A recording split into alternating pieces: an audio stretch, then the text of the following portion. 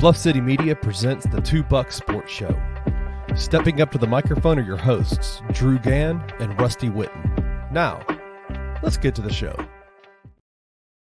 What's up, everybody? Welcome back to another jam-packed edition of the Two Buck Sports Show, brought to you by Bluff City Media. I am your co-host, Rusty Buckets, checking in tonight on a dreary night. But you know what ain't dreary? Is this podcast show tonight. Welcome in my colleague, co-host, the infamous Uncle Buck. What's up, dude? How you doing, man?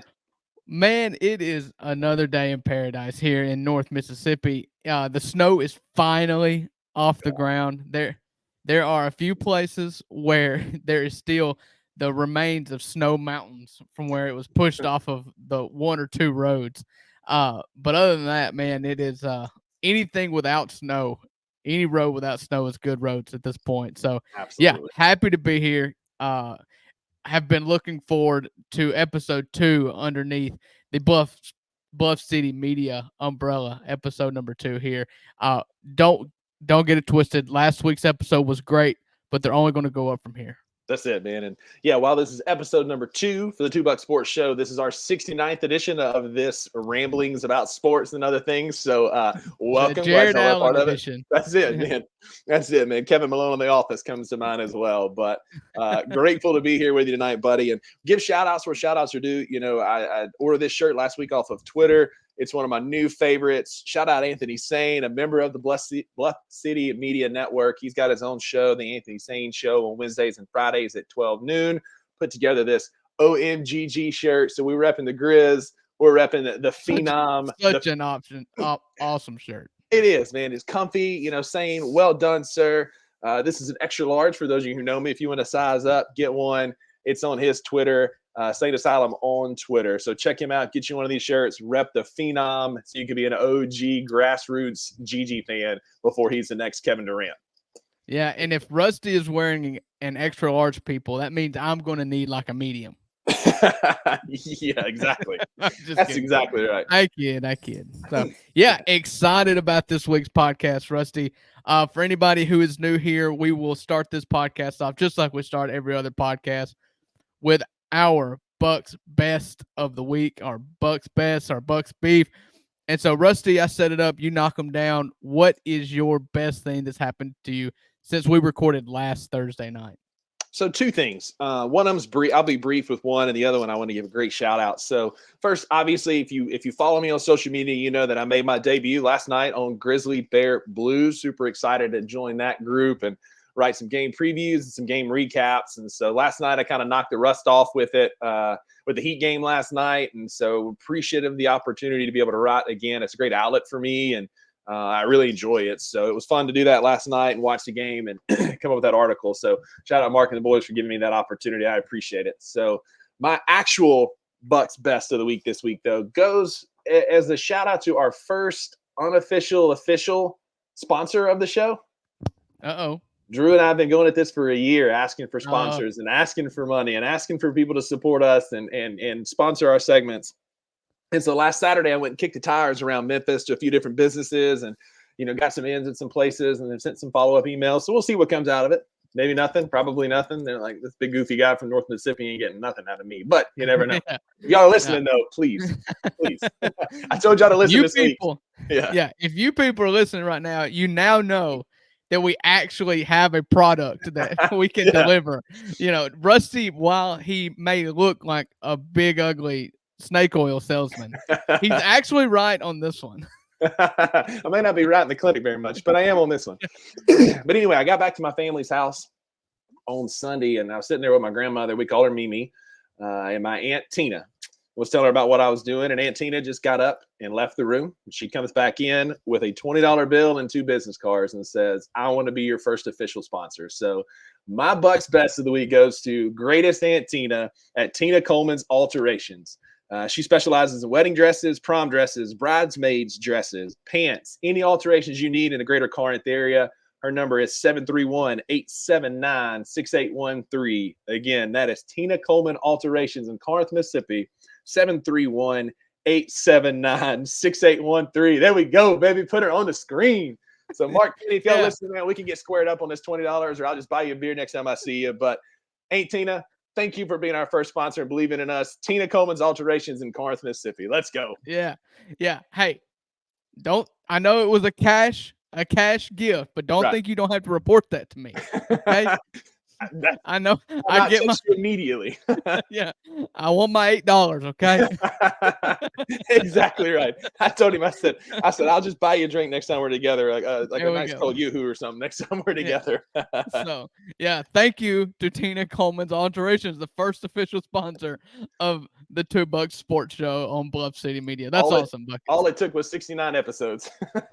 Yeah. Hey, that's a magic number for some folks. Indeed.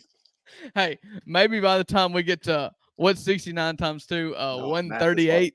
Yeah. Sure. 138. We'll have a $40 sponsor. So, 18, I hit you up again. Yeah, we'll think about making this a full-time gig if we can get $40. That's it, man. Yeah. So, all right, what's your best of the week?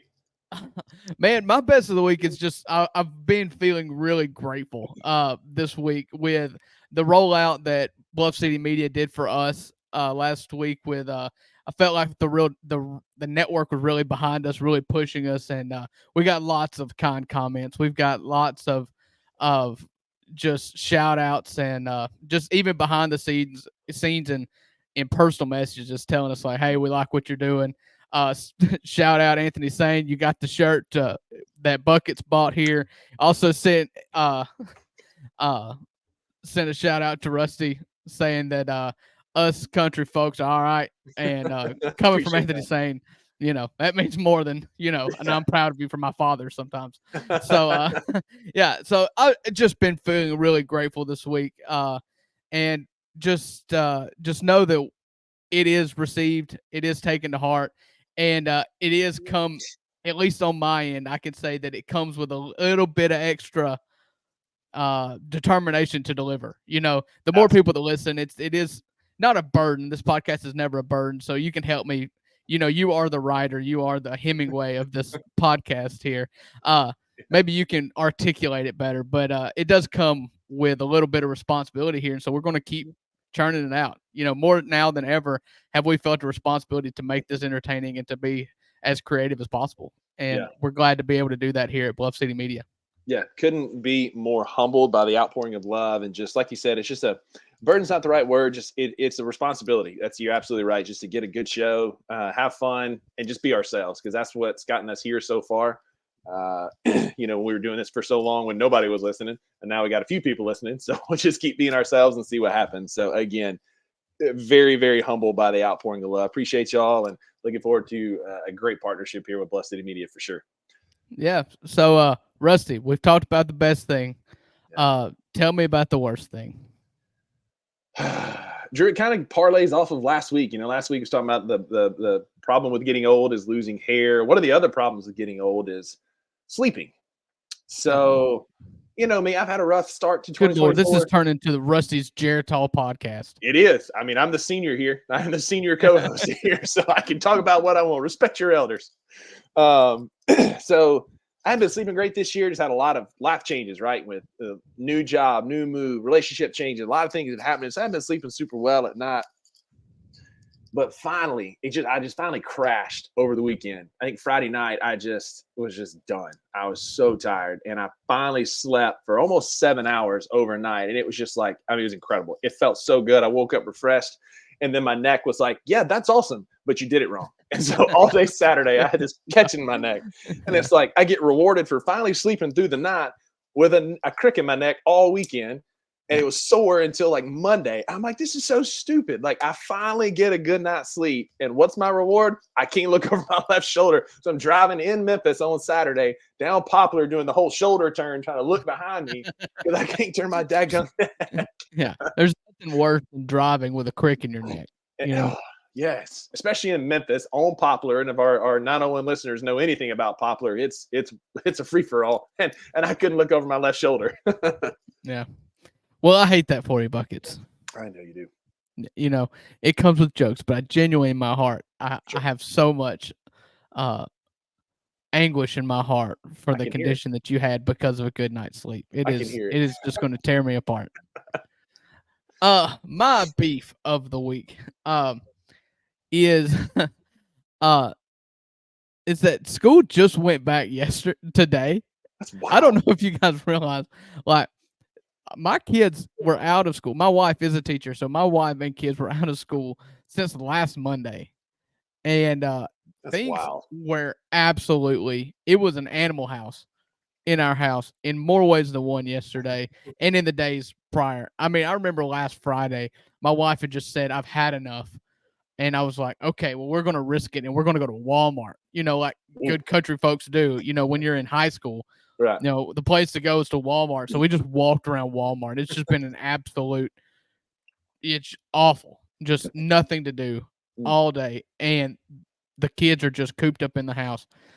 Yesterday, my wife decided that it was good enough and she had a friend. And so she's like, you know what? She called me and she's like, I'm going to have coffee with my friend. And I was like, that's a great idea.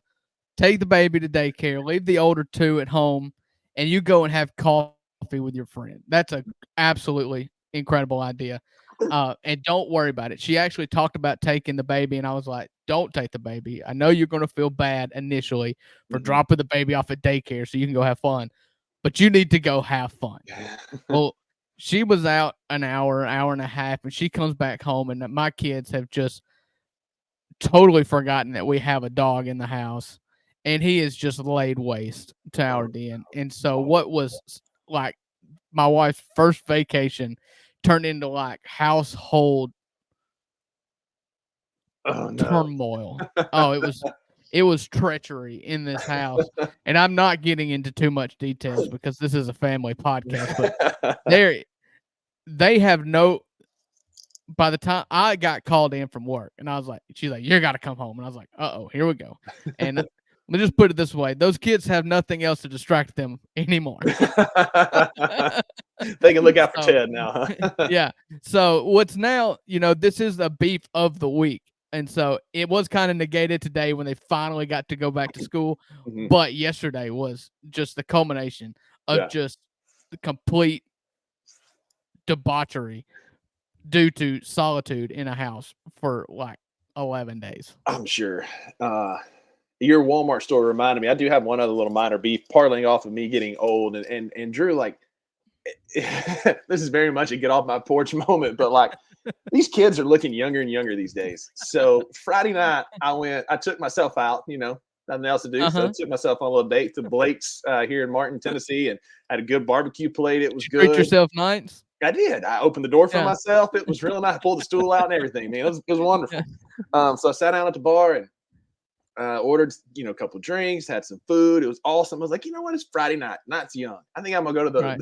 the bar behind it called the Hawk's Nest, and sit at the bar and have another beer. Oh hang no, out. you got to know that's a college bar, man. See, I didn't It's think. the Hog's Man. I Nest. didn't You're think. home of the Skyhawks. I know. So I walk over there in the cold and shimmy across the ice. I'm like, this is a great idea, man. I cannot believe I didn't think of this earlier. So I get over there, I open the door. There's these two girls standing there. I swear to God, they were 14. There was absolutely no way they were 18, much less 21. And I looked at them and I just said, this is not my scene. And just shut the door, got in the truck. I drove to Walmart, took a couple laps, and then went home. Yeah. Listen, there's two types of places that you go in as an adult. It is a nice family restaurant you can take the kids to, Right. and then adults only bar. There is no in between. There's no in college towns there's always that one club or one bar that'll let 18 go in, but then and they put the wristbands on for if you're over 21 and all that. Right. But none of that business anymore. If it's okay to let an 18-year-old in, it's like I'm out. This needs to be like a median age of like 34 for me to go hang out there. I need to be one of the young ones. That's where I'm at in life. Again, I opened that door and I'm like, hey, y'all could not have driven yourself here. There's no way that you can drive legally in America. And this is not my scene. So again, I went to Walmart. I bought a humidifier from my bedroom. There you go. Came home. Golly, I am an old man. I went in that college bar and I said, no, sir, not today. I'm going to Walmart buying Ben Gay and a humidifier and going to watch MASH in my chair. And then I woke up the next morning with a crick in my neck. That was the Lord telling you to straighten up your path. Good Lord. You can't be messing around. You are 36 years old. You don't need to be anywhere where there are 20, possibly 21-year-olds drinking. And that's why Nope. I left. I opened that door, and Hey. he should have rewarded me like with a good night's sleep and a fine neck, not a broke neck when I woke up the next morning. Yeah. You know, you can't ask for too much, Rusty. You haven't been that good this year. You know, you can't ask for a good night's sleep and neck. Apparently, apparently it's one or the other. What do you want? Yeah. You want 3 hours a night in the rocking chair, or do you want a good neck? That's it, man. And some nights I'm not real sure which one I would take, but man. Well, hey, give listen, me the man. good night's sleep. Oh yeah, I mean that's it. I'll take a bum neck any day if I can sleep all night. But listen, guys, it is time for our first little break before we get into our Grizz talk. You know, Drew and I got a lot to say. We were talking off air about it. Like, didn't think we'd have a lot to kind of cover this week, but I think that we got a lot to say. But first, just want to remind everybody that if you go on to bluffcitymedia.co, log in, click Insider Access, you got an opportunity to join up, that you can hang with us on Discord, that you can have access to a lot of articles, insider previews of games, insider reviews of games, recaps of games that you can only find as an insider. Look, it's $5 a month, right? That's less than a coffee at Starbucks that you're probably spending anyway. $5 a month gets you inside access to our Discord. All of our other content creators are on there. You know, I was interacting with some today, talking about Scottie Pippen Jr. and some different things. And so check it out, bluffcitymedia.co. Get instant access for $5 a month to all of your favorite content creators with the Bluff City Media brand. With that, we'll take a quick break, and we'll be right back talk about the Grizz. Not just the level of individual talent that he plays, but it's also the level of his mind. We haven't gotten cross-court open shot this year. Right. We haven't seen that pass a lot. Number one, you got to respect him going to the basket. There's a roller. I got to watch the roller. He has the mind to be able to say, I see all of that, and now I see this guy over here. I'm going to get him this open shot. How shifty he is to always be going forward. It's usually side to side. Yeah. His dribble moves are side to side, but going forward. Right. Which is very hard to defend. I just want to get you, as many times can I get you to do this? But for him, it's not here. It is here, which is what are his moves to get down the floor. It's awkward for a defender to try to catch a cadence. You dribble. So now what I do is now when you go put that ball down, I'm going for it. But with him, it's hard for my cadence. But what's my cadence for you? I don't know what it is. Tune in to the Anthony Sane Show Wednesdays and Fridays at 12 p.m. weekly on the Bluff City Media YouTube channel.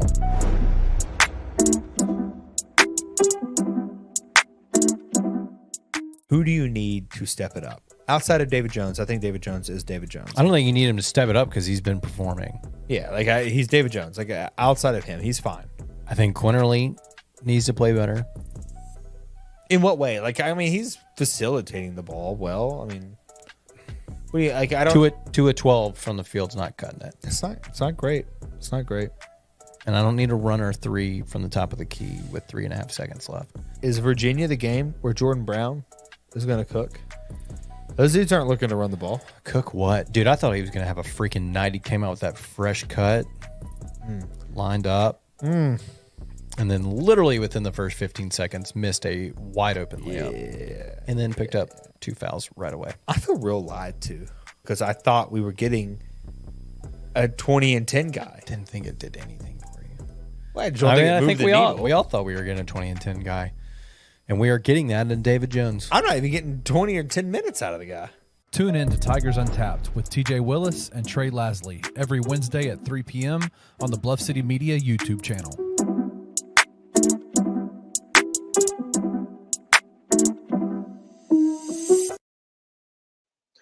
Welcome back, guys. Appreciate y'all sticking with us. We're going to talk about the Grizz and the NBA for a little while next. And Drew, Grizz just wrapped up a 3,581 mile road trip across these great United States, going up to Minnesota, Toronto, one other stop, and then Miami last night. Chicago. Thank you. Well, see, I tried to block that out of my mind because that was such an ugly game on Saturday. So block that one out. So yeah, anyway, covered almost 3,600 miles, wrapped it up with a win last night. I mean, went 2-2 on a road trip. Reality is, you thought you were probably going to go 2-2 because you could beat Toronto, you could beat Chicago, but you'd probably lose to Minnesota and Miami, right? That's kind of what we think going into that road trip. That ain't what happened. Right. Got a monster win last night. Yeah, it was really. Oh, that Chicago game was about the first game that I just said I'm done with. I've got family. We're busy. There are games that I'll keep up with on my phone, but very rarely am I home with nothing to do and the Grizzlies are on, and I turn that game off. And that's what I did in that Chicago game. It was disgusting. Yeah. And it was just one that was. It's very easy to forget about, and the perfect palate cleanser for that was last night against Miami. Yeah. Let's say Wednesday night against Miami for everybody who's watching this on a Friday. Yeah. And so Wednesday night against Miami was the sneakiest win of the year, probably. And I feel like I've said that 2 or 3 times since Ja has been out for the season. It's also one of the ugliest wins of the year. Like, it was one of those games that you just never really felt like we had it. Like, you just felt like, all right, here Miami's going to come back and win this game because we didn't have a great offensive night. We scored 105 points. It wasn't just an offensive explosion, but we just kind of kept doing just enough to win. Well, and I think that's what you're going to get out of this Grizzlies team this year. You remember back in the grit and grind Grizzlies years, they did this a lot with inferior opponents where they would just kind of toy with them, and then halfway through the fourth quarter with a close game, they'd put the clamps on, and then they'd beat them. And it happened all the time. And that's what's going to happen to us on the other end this year, to where good teams that are better than us just clamp us down and then, shut the water off and then win late in the fourth quarter. Because this Grizzlies team has a lot of spunk, has a lot of charisma. Right. They're obviously playing for something big here. And so, that's what I expected to happen out of a team with the culture that Miami does. You've got Jimmy Butler, you've got Bam, and you've got scores on the wings. I mean, it's a really good team. They were in the NBA Finals last year. And they added Scary Terry Rozier to just further boost that offense. Right, and that was his first game last night. So all game long, I was like, okay, this is cute. I'm excited. And I just expected Miami to come back, and Miami threw their shot. And this is the danger in waiting till late to kind of turn the water off and hope for that late win against an inferior team like the Grizzlies. Is that you shot your shot late. Your one shot you had to take the lead, and they trimmed it to 2. But then the Grizzlies hit a couple shots, and it's over. Like, then the lead became too much. You're having to foul and hope for some missed free throws, and it just didn't work out for them. And it was great for me. And Rusty, I just have this question. One, I don't really care to hear anything else about Taylor Jenkins negatively. I know that you have not personally said that Taylor Jenkins needs to be fired, and I don't know that I've seen that. There's lots of people with beef with Taylor, but I've only seen a few people that's ready for him to get fired. This is a Taylor Jenkins masterclass because he is what he says he is, and he is a team builder. He is a developer. They want to be the Heat. Every year the Heat have somebody like Max Strus or Tyler Hero. These guys, that just come out of nowhere. No, I'm talking about undrafted people like Max Strus, Duncan Robinson. Sure. And that's what the Grizzlies have been. This year, they have played 3 three-way guys. Yeah. And made one of them a full-time roster spot. They're going to make a second one a full-time roster spot before this year's over. Possibly a third. Yeah. And then you've got Scottie Pippen Jr., who's a week into the system, and it's just like they find ways for guys to succeed. It's this system. And maybe, when you deal with superstars, that's one thing. But what I've got to ask you, Rusty, is has Ja Morant, Desmond Bain, Marcus Smart, Luke Kennard, Santi Algama, Steven Adams, are they holding us back? That's the obvious answer here, right? And I'll say this: like last night, what really encouraged me last night was Jaren had an awful game.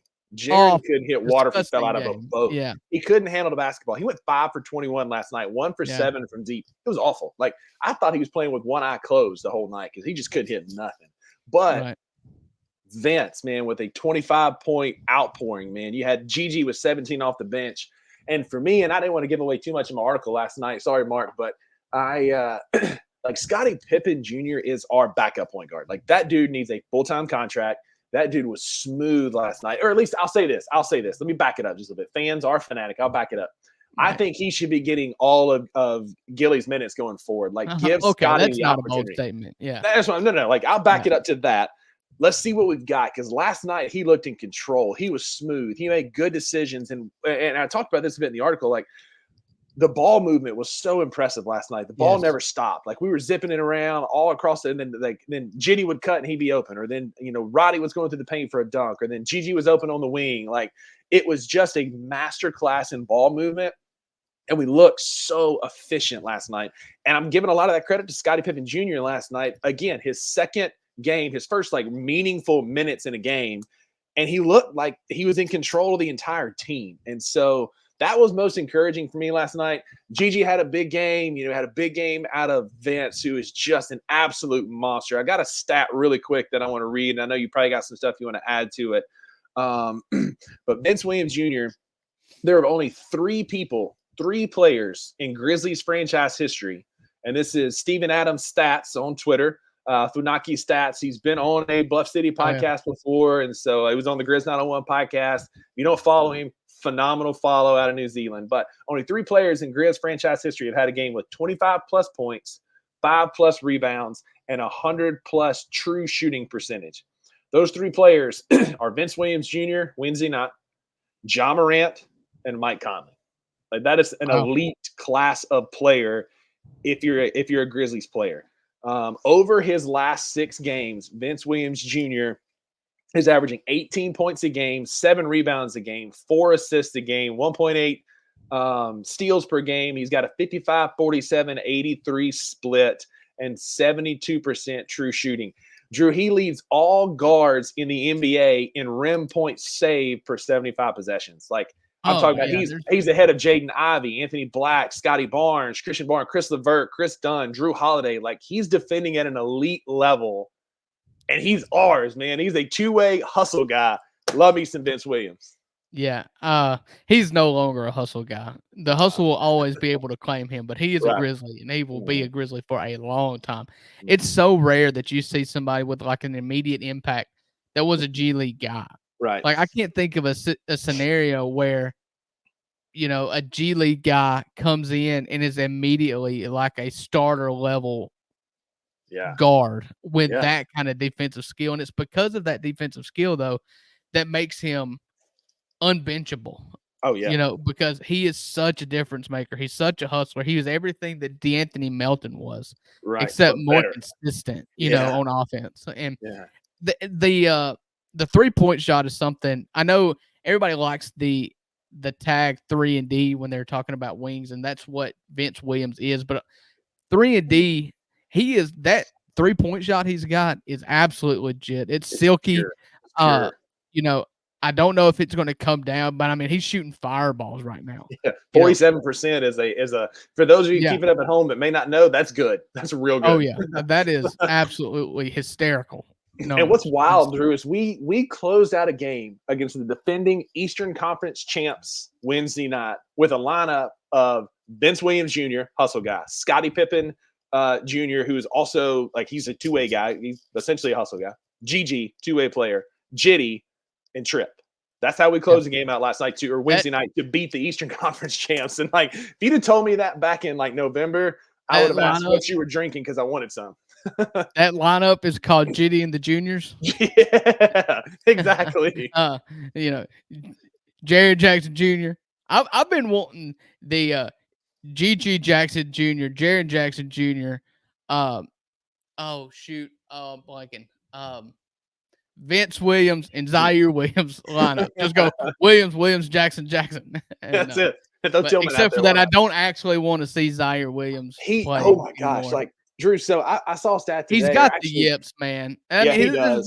There's no way he's this bad. Like, shout out Luke on the Daily Grind. He posted this on Twitter. I don't have the exact numbers, but like he's shooting like 11% from the field and 16% from 3 since the MLK game. He's like 7 for like 51. Like, it's awful. Yeah.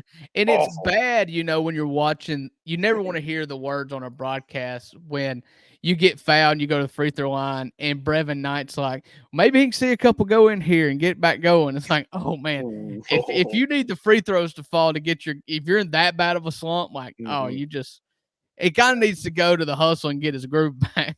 I mean, it's just bad. It's so bad, man. Like, there's no way that he should be getting any more serviceable minutes with the emergence of Gigi. Maybe see what you got in Roddy. We're not all that far away from Marcus coming back. Like, I don't know that Z is going to play any more meaningful minutes for the Grizz. And the worst part about it, and like this has come up on our Discord again, shameless plug, subscription. You can join our Discord and you can talk about the Grizz. Like, have we considered the fact that the reason we haven't moved Zaire is because nobody else wants Zaire? Like, everybody keeps talking about like we're going to trade him, but who wants him? Right. Well, that's kind of my thing is like going into trade season, and I know that stock is rising at the right time for a lot of people, and we'll get into this in a minute. Something I wanted to talk to you about. Stock is rising on everybody, but before this, it was like, yeah, everybody wants to make a big trade and whatnot, and draft picks are great, but a lot of times contenders want players, and who do you have that you're going to get rid of? And really, it's just Luke Kennard, But now, maybe Jitty. Jitty is getting some interest from like the Knicks. Really good lately. Yeah. I mean, Jitty is a guy that is much like Xavier Tillman on this podcast. We talk so much about Xavier Tillman, and Jitty fits into this perfectly, where he knows his role, and when he needs to perform, he performs. Yep. He's not going to work very well as the 11th guy off the bench in 8 minutes. No. But if he's got a role in a team, it's almost like going into the game, he's got to know, like, all right, I'm going to tie up my laces a little tighter tonight because I know that I'm going to be a difference maker in this game. And because of that, they perform. And it's honestly, Russ, this is what I want to get to, is we talked last week about who's untouchable. Has Jitty become untouchable? Has, Kennard or Zaire? No. Obviously, my list hasn't grown. It's still the core. Xavier Tillman, is he untouchable for you? That one will hurt. That one Jitty will hurt. Jitty would hurt, but X would hurt, but no, they're not untouchable in my opinion. Particularly if we can get some of those later picks that we do really well with, or it can pair us into a big on an expiring contract that we might can work out a deal with, because we do have that player exemption from Ja's injury that we'll have to cut somebody, but in order to use, it's like around 12 million, 12.4 million, something like that. But if we can get somebody moved, we can use that to help kind of bridge the gap with somebody who might get a new contract in, maybe a Claxton or a, pie in the sky like a Nas Reed or somebody like that. It's not going to happen, but we can get a big that we need some help from. Of the guys you've listed, no, like my mind hadn't changed. I think Luke Kennard can fetch us some. Like I love Luke when he's on, man. He can get so hot. But if he was so good, I mean, that not the obviously he was out for the Miami game, but the game before that, Toronto, he was so good in that game, distributing the ball, and it's something you really haven't seen that side of Luke as point Luke almost. Like he was so good distributing. And again, like I think maybe in my mind's a little different if Scottie Pippen hadn't played so well last night, and it's a small sample size of him. But yeah, don't put too much stock in that yet. I mean, I know he's still got to come off the bench. There's a lot of growth that has to happen there, but I don't think it still doesn't make Luke in my mind untouchable. I think if he can fetch us a good value of a big or some picks that we could then either use now, or, and this is something I wanted to get to, do we like RMOs will probably wait till draft night or the week of the draft to make some moves with our pick, with some of our players. But if Luke is one of those guys that can fetch us a better draft pick or a better player around the draft, to me, my list has not changed for untouchables. Right. The best trade scenario that I have seen is from Matt Hurtlicka. He was formerly with the Memphis Flyer, I believe. And I had that pulled up to talk about. Okay, good. And so he would have the Grizzlies sending Zaire Williams, John Conchar, and the least favorable first-round pick this year, and another. Let me start. Zaire Williams, John Conchar, and a first-round pick to the Trailblazers, and the Magic would send the Trailblazers a first-round pick and Markelle Fultz. And then the Magic would get Anthony Simons. We would get Wendell Carter and a first and a second. I I'm gonna be honest, man. That's my favorite trade That I've would be seen on Twitter. yeah, that's a no-brainer. It fits the timeline for the Grizzlies It because does. if I'm not mistaken, Wendell Carter was like the 6th or 7th pick in Jaren's draft. He was. So it fits the age Yep. timeline. You know, Steve-O is, 29 or 30, with coming off of a knee surgery. Brandon Clark's coming off of an Achilles. Wendell Carter is the prototype that you want to put in this team. He is. I heard him compared to Al Horford in the draft process. Yeah. And if you could get Al Horford, I mean, obviously you get Al Horford. Right. And I was talking about this today. I can't give away too much because I'm a physical therapist, but I have a patient. She's a grandmother, and we talked Grizz her entire appointment. And she asked about this guy. She said, I saw where Wendell Carter is a name that keeps coming up. And I'm like, I've seen it in a trade. He's somewhere between Steve-O and Jaren. He's a more athletic lug. Al Horford's a phenomenal comparison. He would instantly make us better. This is a trade. Again, this is hypothetical. There's no real substance to this, but it's a perfect trade, right? Like Matt said, it's a perfect swap. Everyone says, yes, we swap our pick back to the Golden State pick, assuming it lands in the 6 to 8 range, which is most likely what's going to happen. I know people keep running like lottery sims and we're getting the first overall pick. And guys like, if that happens, I'm going to go buy real lottery tickets because it's just are not right. And but let's be honest, like if you send out, is Wendell Carter worth this year's first round pick? To me, I'm like, yeah, you know what you got. The great thing, the thing that people love about draft picks is that they're unknown. Like you don't know what you're going to get with them. Honestly, very rarely do you know exactly that the person you're going to draft is going to be good. Wendell Carter's good. Right. Let's see. I was looking up his basketball reference this year. 10 points per game, a half a block, half a steal, 7 rebounds. So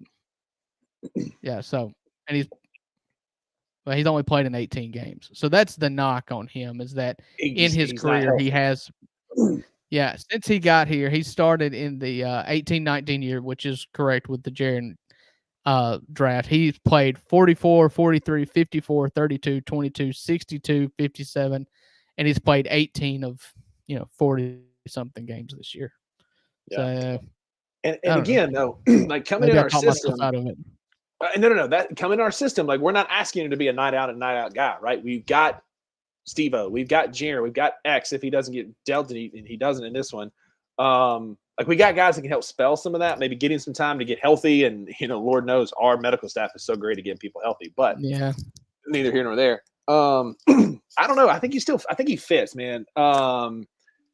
I think he fits theoretically. Yes. He fits theoretically. Yes. Again, like pie in the sky. Like we've talked about this in our fantasy football group chat. Like Naz Reid is that's the one, man. You and I have talked about Kelly Olynyk. Like that's a great pick. They are not getting rid of Naz Reid. Absolutely. Like they'll get rid of Cat and Gobert before they'll get rid of Naz Reid because of the future that he has. I mean, kid's a freaking player, but Wendell Carter Jr. fits our system.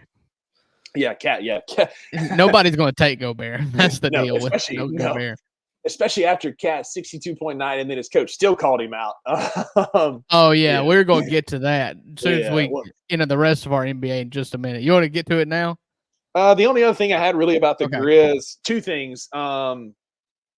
Number one, how about we had 2 players in the top 41 for the USA, Team USA again. Jaren Jackson Jr., who represented Team USA last year, and Desmond Bane with his bum ankle was on the list. And I think that's huge. That's a huge nod to us. Ja probably would have been on that list if he wasn't hurt. But it's just, again, it's a huge nod to our team and the talent that we have, the development that we have going on. Like it's incredible. Like to have 2 players on that list from a small market like we are.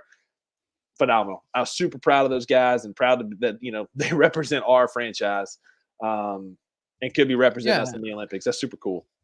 Yeah, so Jaren Jackson Jr. was a shoe-in to me to be on the team because he was on the FIBA team last year. Right. And so you hope that he's probably not a shoe-in because on that FIBA team, nobody was there. I don't know if you remember, but Joel Embiid is going to play for the United States in the Olympics this year. Yep. You're going to have LeBron. You're going to have the A-listers.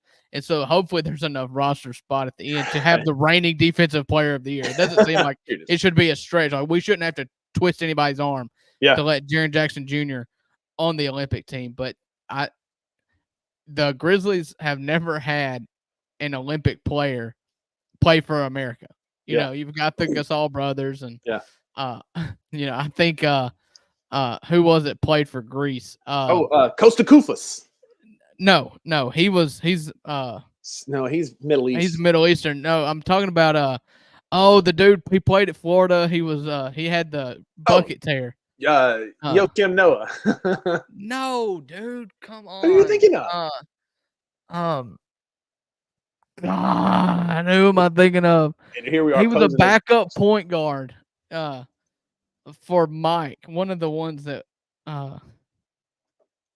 shoot. Okay, just go on. I'm not going to Nick Calathis. I hadn't thought about Calathis in a long time. That's wild, man. Like, he's just buried down there with John Lure, who popped up on Twitter this week. Like, why are we talking about Nick Calathis in 2024? Hey, before we go any further off topic, take your hat off. Did you follow through with what you promised? I haven't done it yet. I've been busy, dude. I've been busy. Too busy to shave your head. We're still hat fishing, man. I haven't been home, dude. I've been hanging out with some guys. I've been taking myself on dates. I've been all over the place, man. I've been to Memphis. I've been to Colorado. Slid up and down County Road 614. Calm yourself. So, yeah. The last thing I did want to talk about with the Grizz, Fast Break on Twitter put out our 2-man net rating chart for the Grizz. Did you see this week that came out? I did. And a quick plug for somebody who's off network. If you haven't listened to Fast Break Breakfast, it is a breakfast themed NBA podcast. Awesome. Those guys are hilarious. Chuck and John and I can't remember. Anyways, Fast Break Breakfast guys are a great listen. After you listen to all the Bluff City Media podcasts, then you have my permission to go listen to Fast Break Breakfast. They're a good NBA podcast. It's my two favorite things, NBA and breakfast. There you go. I'll tweet this out. We'll tweet this out from our 2 Bucks Sports Show Twitter. If you're not following us yet, it's at the number 2 Bucks_BCM. Basically, this chart tells me two things: that Zaire Williams is bad with everybody. John Morant makes everybody better. As does Vince Williams Jr. Vince Williams has a positive with everybody, but Zaire, surprisingly, Big Body Roddy and Jitty. And then Biombo, who's no longer a Grizz. But Vince Williams Jr. and John Morant are our best 2-man players on this team. That's right. You heard me right. Vince Williams Jr. is our second best player behind John Morant in a 2-man net rating per 100 possessions. And so it just kind of tells us everything we need to know. Biz was almost as bad as Zaire. Zaire is like -11, -18, -15, -27 with everybody who he plays with. I know it's funny because if you look at the chart that Fast Break Breakfast put up, you could tell which line, which column is Zaire because 100%. It's just bad. And yeah, like you said, in a year where the Grizzlies have a losing record by, I think they're 8 or 10 games below 500 now. Right. You've got the only positive. Vince Williams is a plus 0.6 on a team that's losing substantially more than what they're winning. Right. Is impressive. That's so impressive. And John Morant went like 4-0 out of the gate. So and two of those against the Pelicans, which make sure that y'all, any New Orleans fans listen, and make sure you send that Father's Day card. But we can get a little more NBA. We had some big games. We had Embiid and Cat going for 62, and Embiid going for 70, and it's made for a great gif of Kevin Durant at the post game when they said he went for 70. He goes 70, and I've seen it from like when you're out in Las Vegas and you buy 2 tequila shots, 70. My favorite one, and you can relate with this, but it's like eating alone when you're single, $15. Eating with a family, and the Kevin Durant, 70. Kevin Durant hit a game winner, a double clutched in the air game winner, is just really awesome. And the testament to Kevin Durant is that it looked easy. Don't let the fact that it looked easy make you think that it was easy, because it was not easy. That boy's just different. Different. Joel Embiid has been on a tear of tears. I mean, he's going to win back-to-back MVP if he keeps this up, which is which is saying like Wilt Chamberlain numbers if he does keep it up. But just been absolutely incredible to go for 70. Quick question on that: how many free throws do you have to make? If I tell you this player scored 70 points, how many free throws do they have to make before you kind of like, okay, but probably in the like 20 range, 15, 20. Oh, see, yeah, my number was much higher than that. Embiid went, I believe, 20 of 22. And so, or no, he had 21 because the way I think about it is if he scored, that's 39 points. And I was like, okay, that's a good game. Yeah. And then he had 21 from the free throw line. And so that's true. And that's just his game too. He's a big dude that nobody can guard. He's going to go to the line a lot. He should not be penalized for that. But who should be penalized is Karl Anthony Towns. I mean, you're talking about if that's not the most perfect example of who Karl Anthony Towns is as a person, as a player, not as a person. I misspoke. As a player, then I don't know what is, because the dude went for 60 and all he cared about was getting his shot up to the point to where he was benched in the fourth quarter and they lost to Charlotte. And he only had 4 points in that fourth quarter because he wouldn't stop shooting. Yeah. And Anthony Edwards did in the locker room said, we were kind of distracted by him. We were trying to get him all the shots he can. They just totally punted a game against Charlotte, a bottom feeder. Yeah. Just so Karl Anthony Towns could try to get 70. Yeah. And he couldn't get 70 because Chris Finch could not stand to play him any longer. Yeah, exactly. But that wasn't the most drama that we've had this week. The drama that really unfolded, and this will be the last thing before we move on, is the Milwaukee coaching saga. So, he's the first coach, I think, since what was that? I had his name. I just blanked on it. The Cavs coach that LeBron had fired when they had a winning record. David Blatt. David Blatt. He's the first coach since David Blatt with so many wins. I didn't know that. To get fired mid-season, and so boy's out, and it looks like there's a lot of underlying chemistry there. Apparently, he was questioning Giannis's brother, who that guy is a straight clown, man. I don't know why he's on the NBA roster, but it's incredible. But no, Giannis and Dame had lost some confidence in him and his ability to lead the team. So it led to a changing of the guard, and it goes back to I get the hype. I mean, he has an NBA title. He's one of the top 15 coaches of all time. I get it. I do. I'm not sitting here disparaging the man. Talking about Doc Rivers. But is Doc Rivers really that great that you fire a winning coach mid-season to bring him on board on a massive contract to lead this team? Drew, what are your thoughts, man? I just don't know. This is wild.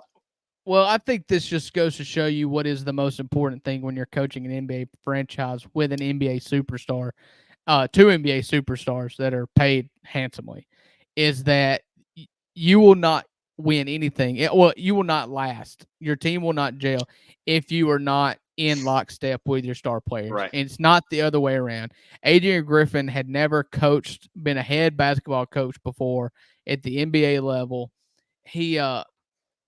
He strikes me as a guy that was very much going to do things his way, regardless of what Giannis or Dame had to say about it. And ultimately, and with a 30-3 record, the 2 seed in the East, it costed him his job because they just got sick of it. And things start trickling out. Like Damian Lillard wasn't happy with the offense, his role in the offense. And then he ultimately, because Giannis pretty much made this hire. It came down to, there was Kenny Atkinson, and I mean and Nick Nurse, and there were other coaches out there when they hired this guy, and Giannis picked him, and it didn't work out, and it's because you lost your best player. It's the same thing Fizdale did. I remember he tried to take Marc Gasol's captaincy away from him, and really tried to play hardball with the people who had built grit and grind in Memphis, who were beloved figures. It just wasn't going to last. And Adrian Griffin wasn't going to last in Milwaukee. Rumbling started to happen 2 weeks into the season that they weren't happy. If you remember, Terry Stotts quit. Right. The former Portland coach quit in the offseason. He had come out of retirement basically to come and be on the bench for Adrian Griffin in this Bucks team. And he quit.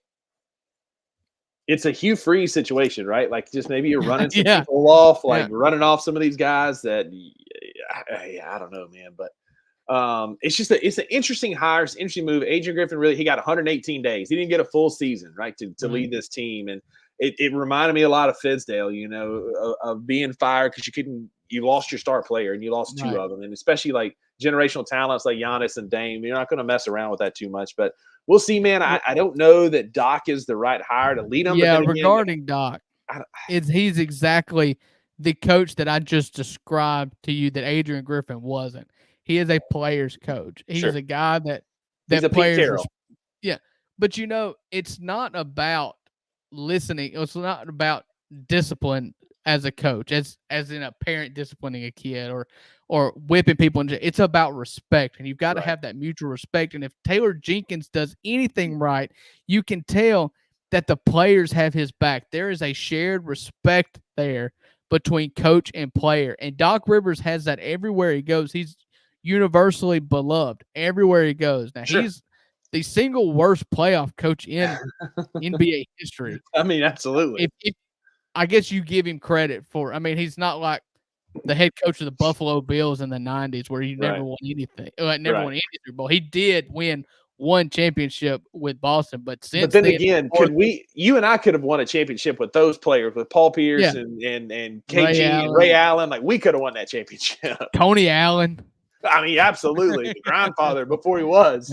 Yeah. So, I think I think he's a good coach to stabilize that. If I'm being honest, he can come in immediately and just be like, "All right, guys, reset. You know me. I've been around. I'm going to have your back. All I ask is that you have my back, and let's do this in a symbiotic relationship." Yeah, for sure. So we'll see how it works out. A lot of basketball left. We're heading up to the trade deadline on February the 8th. The All-Star break's not long after that. We've still got a lot of basketball left, so we'll see what happens. But in the meantime, if you're watching this on Bluff City Media's YouTube page, go ahead and click subscribe. That way you get notifications for when we're on air, when Sane's on air, when the Daily Grind's on air, when Tigers Untapped, where they drink beer and talk about the Memphis Tigers, is on air. Go ahead and click subscribe. Turn those notifications on for us so y'all can be lockstep with Bluff City Media, knowing when any of our shows are dropping. So with that commercial break and our last segment before we wrap this thing up. I'm just big on being able to vocalize what someone's role is. I always thought my best coaches were the people that let me know exactly what you expect from me. Now, I might not like it. Yeah. You know what I'm saying? Right. But if you come to me man to man to say, this is how we think we're gonna play you, bang, bang, bang. And hopefully everybody understands. I'm not saying that this has not been done with this team. Mm-hmm. I'm just saying from my experience, we all have egos when we get to this game. Right. All of us. To the last person on the bench, you got an ego. But all of us can't be the man. Yeah. You got to be able to say, okay, he's the man, but what do I do and what can I do to help us be good? And if it's vocalized to you, then you know exactly and if I'm out there doing it and now I'm not getting the result from you, now we got to sit down and have another conversation. Mm-hmm. But as long as it is told to you, this is what we expect from you, this is how we want you to play, then I feel like, again, keeping this logo. Right. You know what I'm saying? Right. Tune in to The Anthony Sane Show, Wednesdays and Fridays at 12 p.m. weekly on the Bluff City Media YouTube channel.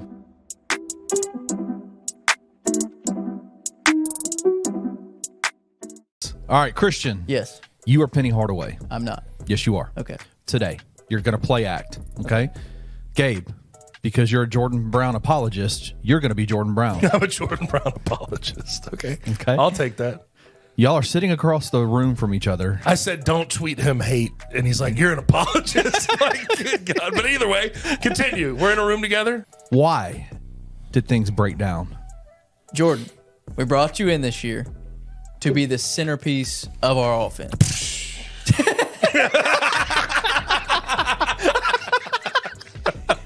You came in out of shape. Let's call it what it is. Call a spade a spade.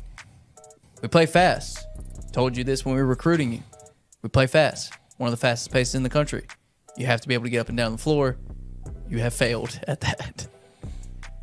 Oh, well, I'm leaving. So cool. Tune in to On the Bluff with Christian Fowler and Gabe Kuhn every Tuesday at 12 p.m. on the Bluff City Media YouTube channel.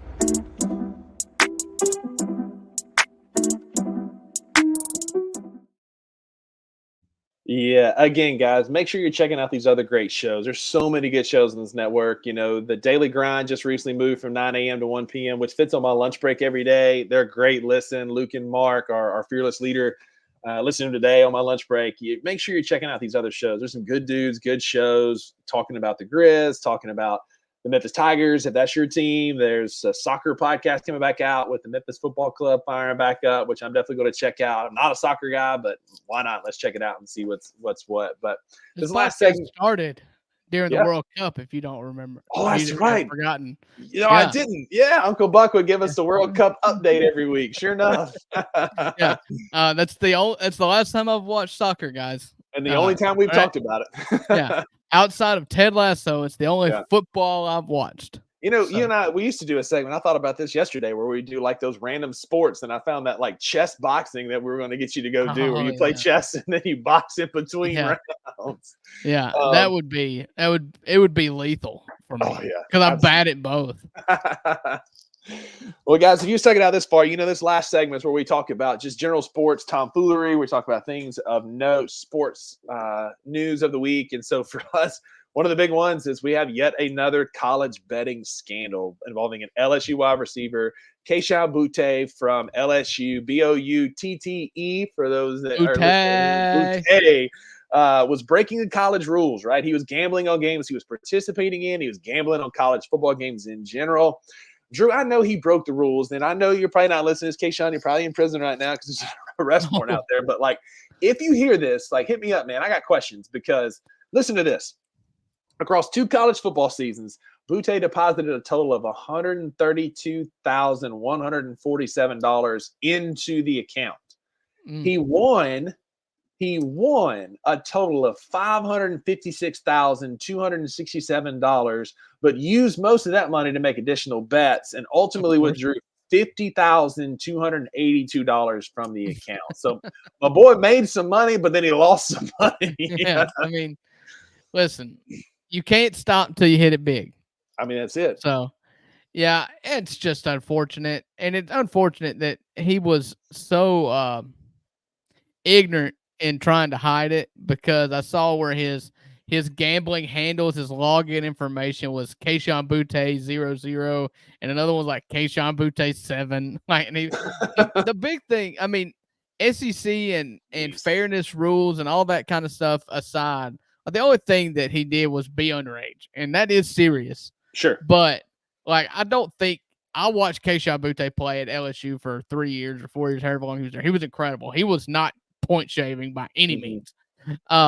But he's found himself in a fair bit of trouble. I believe he was on an NFL roster this year. I want to say he may have been with the Patriots. So I think that sounds right. So be curious to see if I'm sure it would have came out in the story today if he was betting on Patriots games.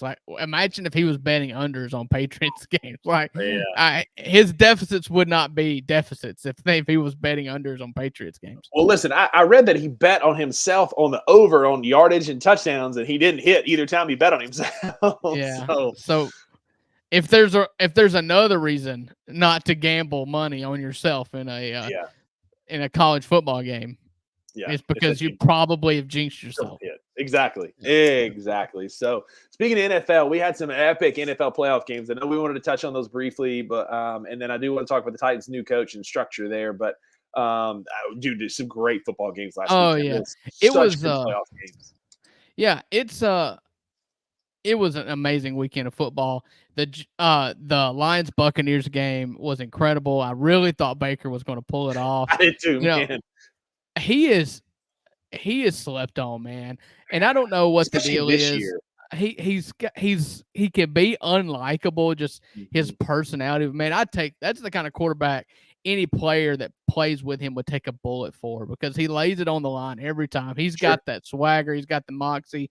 He's not scared of anybody or any moment. Heck, he won a playoff game for Cleveland before that was even a thing. And then he took the first year. He is the first quarterback post Tom Brady in Tampa Bay. It takes them to the playoffs, given that it was like a very weak division. My Saints were in it.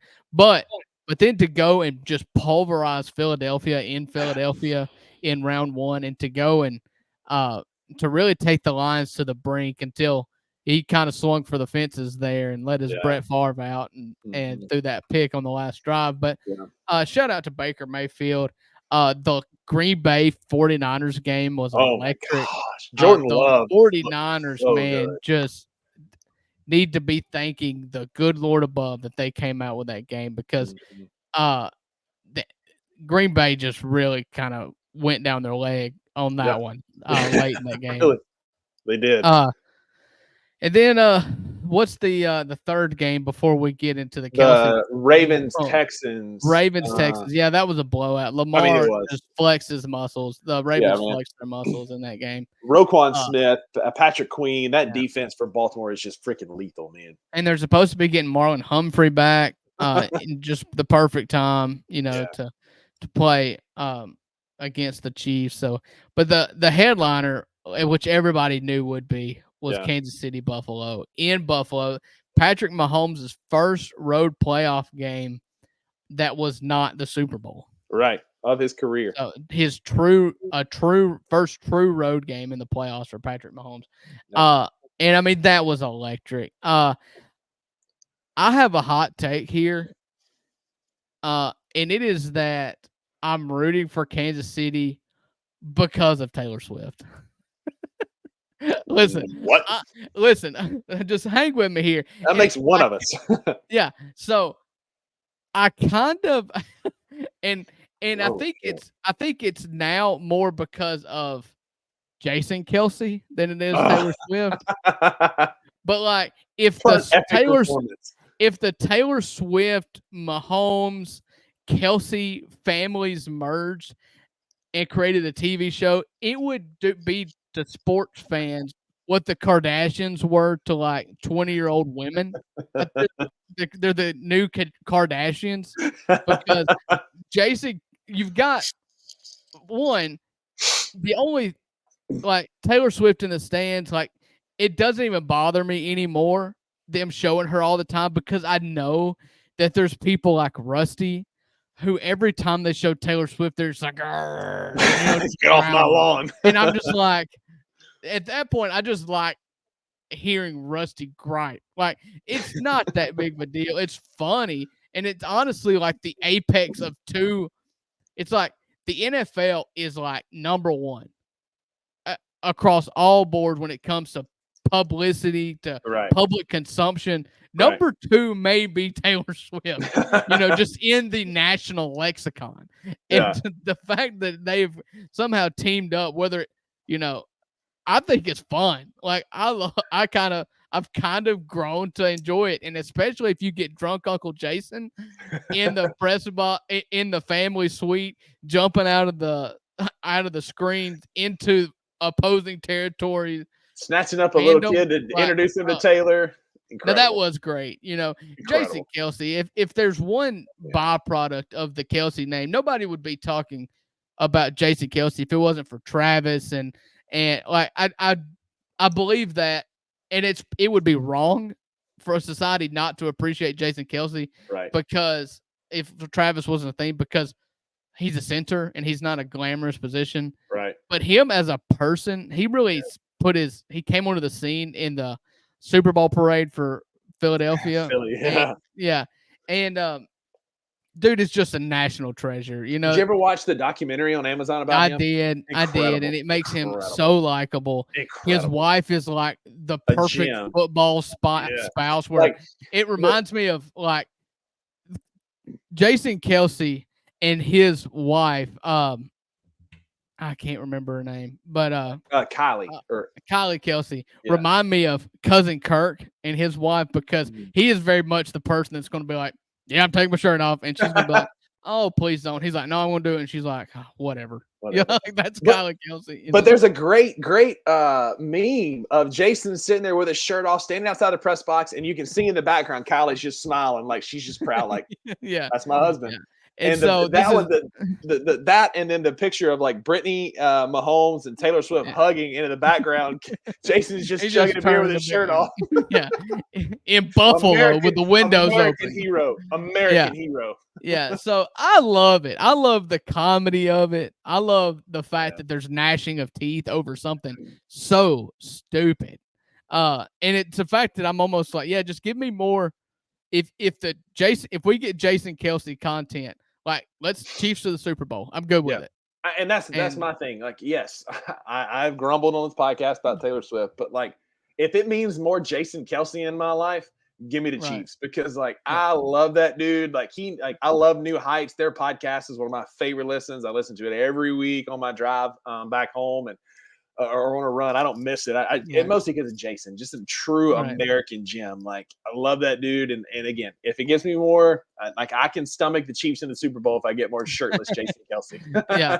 Hey, listen, that is the peak male body. I don't care what you think about it. Yeah. Like nobody is trying to look like Ryan Gosling. Okay. Nobody wants that. Women don't want that. People. No. Just people who don't know what their priorities are in life. Yeah. Listen, I've been told in the past that being big is better to cuddle with.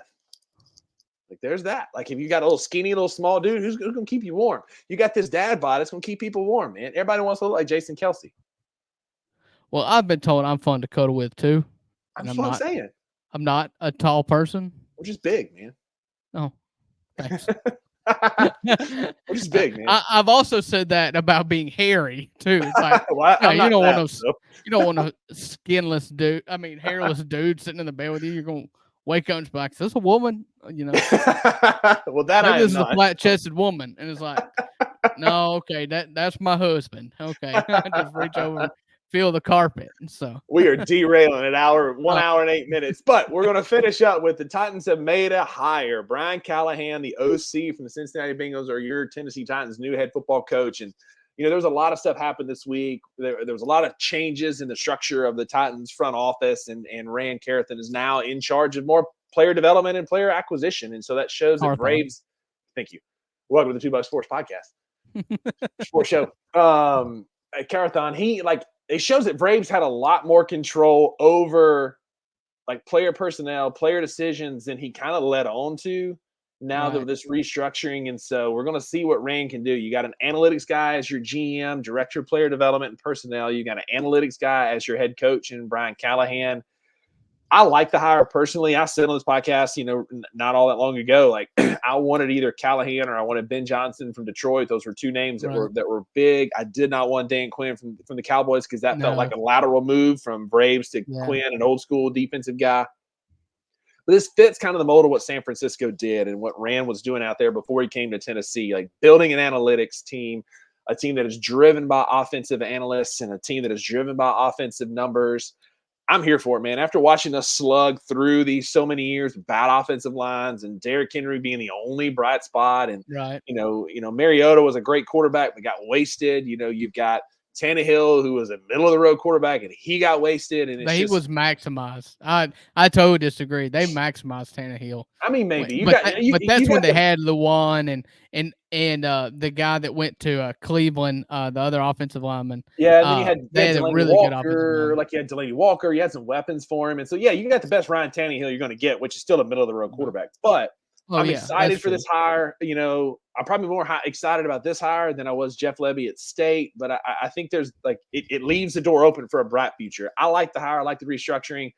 I'm excited to see what it's going to turn into. I hope King Henry stays, and at the same time, like I also kind of hope he goes and gets the Super Bowl because he deserves it. But anyway, I hope he stays in Tennessee. I hope we go get T. Higgins. He's a free agent this offseason. Yeah. He played under Brian Callahan now. Yeah. And you got D-Hop, who's also he's a Clemson grad, just like T. Higgins is. Go get T. Higgins. Get some weapons for Mayonnaise boy Will Levis, and let's see what happens. Yeah, I'm not going to root for the Tennessee Titans as long as Mayonnaise boy is the quarterback. I have a hard time, man. He's not the quarterback of the future. He ain't it. Like he can't even decide what to put in coffee or to peel his freaking bananas. Like he eats the banana with the peel on. Worse, he did decide what to put in his coffee, and it was mayonnaise. Even worse. And then he eats the banana with the peel on, and like what else do you do, man? Like, do you shower with your clothes on? Do you like what are we doing here, man? Like, would that surprise you at this point? No. At this point, no. And this is the man leading my franchise. Like, Yeah. Real quick before we get off the NFL, who do you think is going to be in Super Bowl? I think it'll be Baltimore and San Francisco. Baltimore, San Francisco. Okay. Who I want it to be Detroit. Like, I'm all in on Yeah. Aiden Hutchinson. I'm all in on Jared Goff and Amon Yeah. St. Brown. I love the Lions, man. I will be rooting for the Lions. But you asked me who I thought was going to be there, not who I want. So I think it'll be San Francisco, Baltimore. I hope it's Detroit, Baltimore. Yeah, I think it'll be Kansas City. Just Sure. bet against Patrick Mahomes at your own risk. You know, Right, 100%. I think it'll be Kansas City, and like you said, I'm rooting really hard for Detroit. I'll root for Detroit until Detroit's eliminated. 100%. And so, give me Kansas City, Detroit. I'll just go polar opposite of you, and we'll see where it lands. And what is Thursday? The loser has to do the shirt, the show shirtless next week. Just kidding. Listen, look, we just got on the network. We ain't getting kicked off.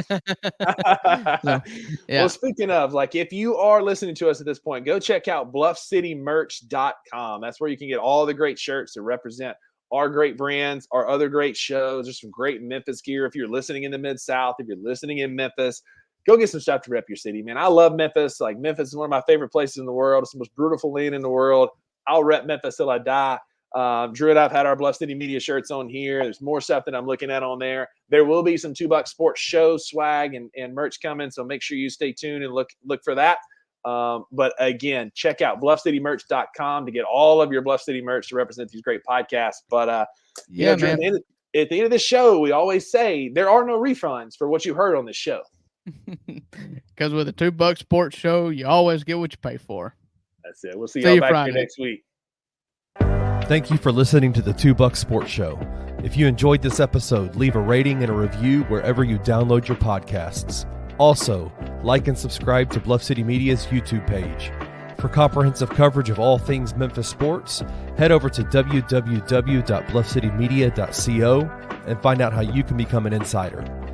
We will see you back here next time.